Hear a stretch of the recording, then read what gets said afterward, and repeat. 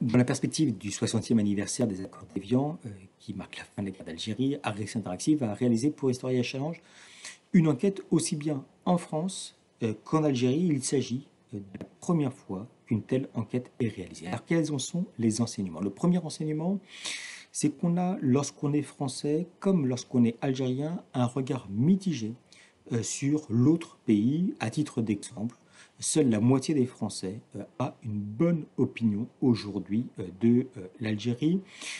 Notons que de la part des plus jeunes Français comme des plus jeunes Algériens, le regard à l'égard de chacun des pays apparaît comme étant meilleur, et le fait de ne pas avoir vécu de manière directe la période de colonisation entraîne un regard qui est un regard plus positif concernant l'autre pays. Le deuxième aspect, c'est qu'on a la perception différente, selon qu'on soit en France ou en Algérie, des bénéfices de la période coloniale.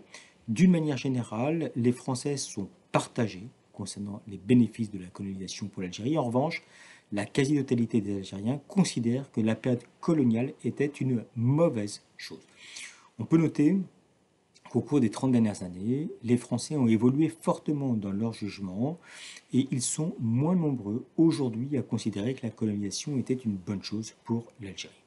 Le troisième enseignement, c'est qu'on a également des Français qui sont partagés concernant les bénéfices pour l'ex-métropole, alors que lorsqu'on interroge les Algériens, une majorité nette d'entre eux, les deux tiers, considèrent que la France a pu en tirer un bénéfice. On a également des enseignements qui montrent que d'une manière globale, les Français estiment que les pieds noirs, les harkis sont les principales victimes de la guerre d'indépendance, tandis que du côté algérien, il y a quasiment deux populations uniquement qui sont considérées comme ayant souffert de cette guerre d'indépendance. D'un côté, la population musulmane algérienne, et puis également les combattants algériens, et non pas les autres types de populations.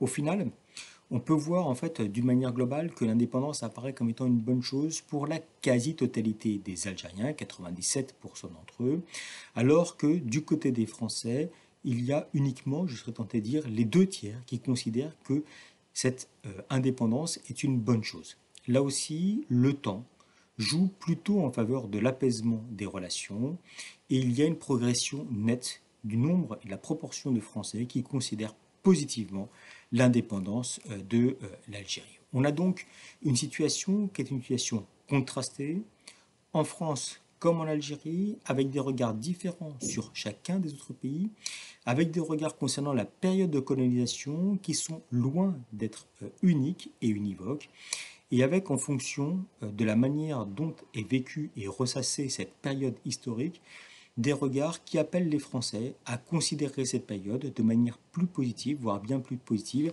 que la manière dont les Algériens aujourd'hui peuvent être amenés à les considérer. Petite nuance d'espoir, les plus jeunes générations sont enclines à considérer la relation à l'autre de manière bien plus positive que les générations les plus anciennes.